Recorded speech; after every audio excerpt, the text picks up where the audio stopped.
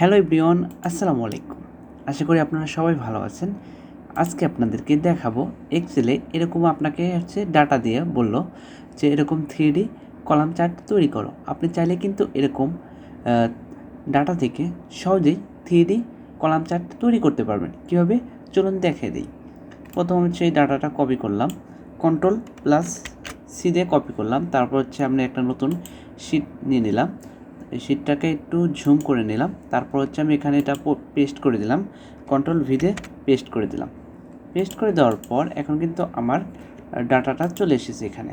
এখন কি করব, আমি এখানে কলাম আর রোর যে লাইনগুলো আছে সেটা আমি এখান থেকে সরিয়ে দেব। সেই জন্য কী করব, পেস্ট লেয়ারটু যাব, তারপর ভিউতে ক্লিক করে এটাকে আমি সরিয়ে দিলাম।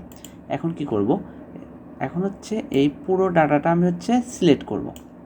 পুরো ডাটাটা সিলেক্ট করার পর চলে যাব ইনসার্টে। ইনসার্টে যাওয়ার পর আমি যাব চার্টে। এই যে এখানে চার্টের উপর ক্লিক করব।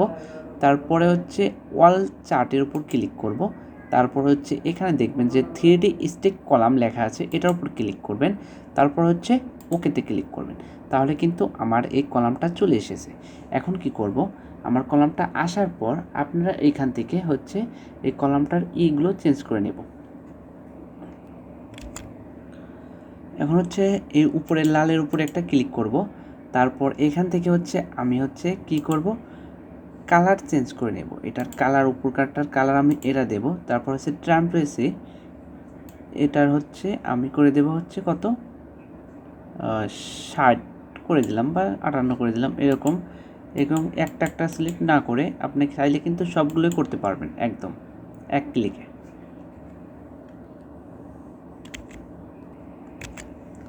এখন যাব কালারে। যাওয়ার পর আমি এই কালারটা নেব। নেওয়ার পরে ট্রান্সপারেন্সিটাকে এটা একটু বাড়িয়ে দেব।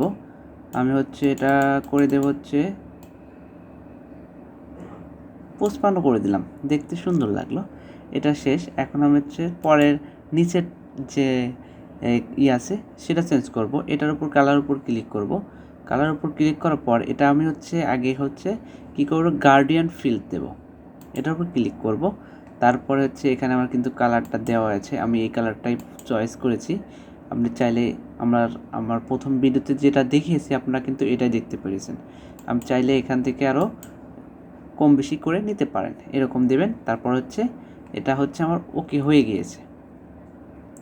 হওয়ার পরে এখানে কিন্তু আর কোনো কাজ নাই। এটা আপনারা চাইলে এখন ক্রসে ক্লিক করে ক্রস করে দেবেন।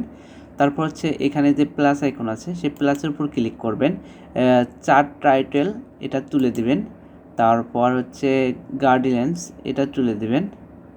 তুলে দেওয়ার পর আপনি ডাটা লেভেল এটা অন করবেন। এটা অন করার পর আপনি এটা এরকমই রেখে দেবেন। তারপর নিচের এটাকে ক্লিক করে এটা টপে করে দেবেন। তাহলে কী হবে, আপনার যে আছে এটা উপরে চলে যাবে। আমি টপে করে দিলাম। তারপর আপনি চাইলে এই যে পাশে যে আছে এটা কিন্তু আপনি চাইলে ডিলিট করে দেবেন। রাইটে ক্লিক করবেন, ডিলিট করে দেবেন।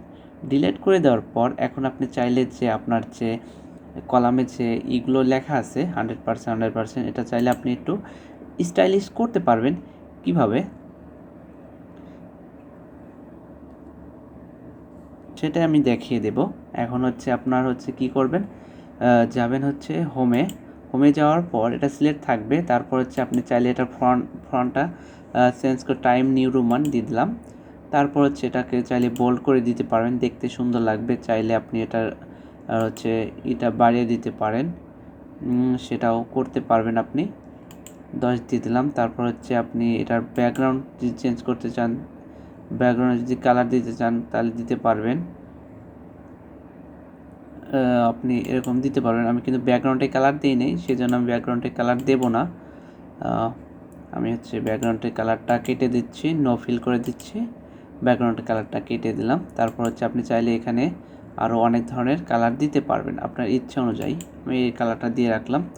তারপর এরকম হইলো। আপনি চাইলে এখন আপনার এই যে হেডলাইনটা আপনি একটু কাস্টমাইজ করে নিতে পারবেন। আমি হেডলাইনটার দিলাম টাইম নিউ রোমান ফন্ট। তারপরে সেটাকে বোল্ড করে দিলাম। এটা একটু আমি কত দিলাম, 12 দিলাম।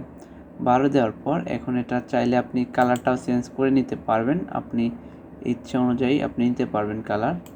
এই কালারটা দিয়ে দিলাম। এখন দেখতে পাচ্ছেন আমার কিন্তু 3D কলাম কিন্তু রেডি। এটাকে আপনি হালকা কি করে দিবেন, ছোট করে নিতে পারেন সুন্দর করে। আপনি এখানে এখন এটাকে এটা ধরে এখানে বসিয়ে দিবেন। দেখবেন যে আমার কিন্তু 3D একদম নতুনভাবে তৈরি হয়ে গেছে।